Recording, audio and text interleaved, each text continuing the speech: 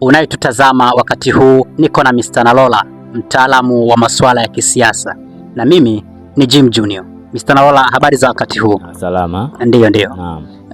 Mr. Nalola, mara kadhaa tumeona Baraza la Maaskofu Tanzania TEC wakitoa waraka au matamko mbalimbali dhidi ya serikali hii ya awamu ya sita, na hata mwenyewe Rais wa Jamhuri ya Muungano wa Tanzania Daktari Samia Suluhu Hassan Disemba 2, 2025 alivyokutana na wazee wa Dar es Salaam, alisikika akisema ndani ya kipindi chake TEC wametoa matamko karibia 8.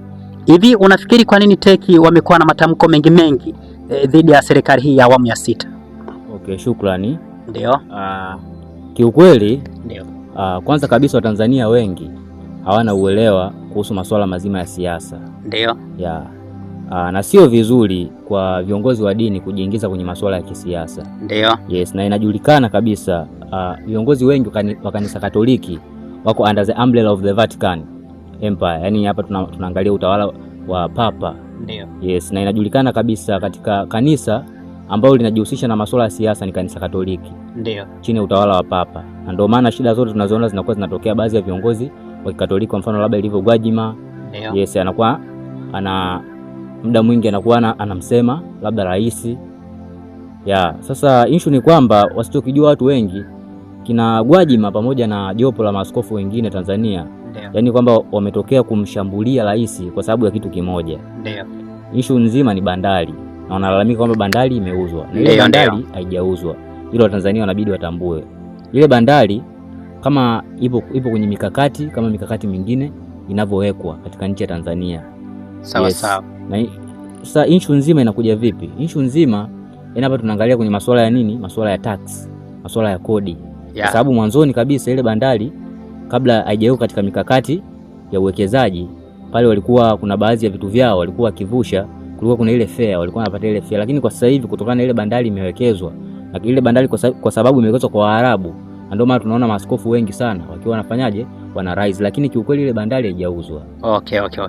Nini sasa ushauri wako kwa hawa viongozi wetu wa taasisi za kidini? Okay, ushauri kwa Watanzania, na pia kwa viongozi wa kidini ni kwamba kwanza viongozi wa kidini kujihusisha kwenye masuala mazima ya kisiasa hasa wanapokuwa katika madhabahu si vizuri. Ndio. Na pia labda ningependa kutoa mfano mmoja. Kwa mfano kule Kongo, lile kundi la M23, unajua ni kwa nini linasumbua mpaka kesho? Historia lile kundi M23 maana yake ni March 23, yani kumbukumbu ya March 23. Ndio. Yani mwezi wa 3 tarehe 23 kulikuwa kuna bwana mmoja alikuwa anaitwa Bosco Ntaganda. Ilikuwa ni mwaka 2009. Bosco Ntaganda alikuwa ni kiongozi wa kundi la watu wanaotoka Rwanda ambao walienda wakakaa Kongo Mashariki. Lakini mwisho wa siku, baada ya serikali ya Kongo kupigana lile kundi, mwisho wa siku yule kiongozi wa kundi la M23 Bosco Ntaganda walimdefeat, walimuua. Ilikuwa ni mwaka 2009 Machi 23. Sasa baada ya kumfanyia assassination kiongozi wao Bosco Ntaganda, ikabidi sasa serikali ya Kongo iwachukue wale wanajeshi ambao walikuwa wanatokea Rwanda ambao walikaa katika maeneo ya Kongo Mashariki. Ndio. Wakawaingiza katika jeshi la Kongo. Sasa ile hali ilipelekea kirusi katika jeshi la Kongo. Kwa kuna baadhi ya wale wanajeshi ambao walikuwa wanatokea katika lile jeshi la Rwanda wakaona kama wanawa undermine, wanawa discriminate pamoja na wale wa Kongo ambao wapo katika ile serikali. Ukatokea askofu mmoja alikuwa anaitwa Jenie Maria Lugelelo. Yule askofu akapelekea kufanya revolution katika serikali ya Kongo.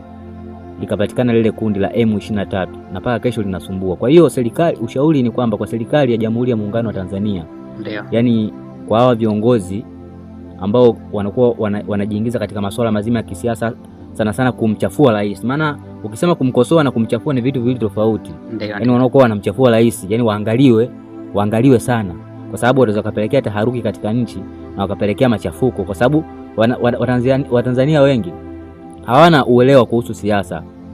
Naam. Basi mimi nikushukuru sana. Shukrani. Naam, kwa wewe ambaye unatutazama na wewe unaweza kutoa maoni yako kwenye uwanja wa comment hapo kutuambia unadhani ni kwa nini TEC wamekuwa na matamko mengi sana dhidi ya serikali hii ya awamu ya sita. Tuambie kwenye uwanja wa comment.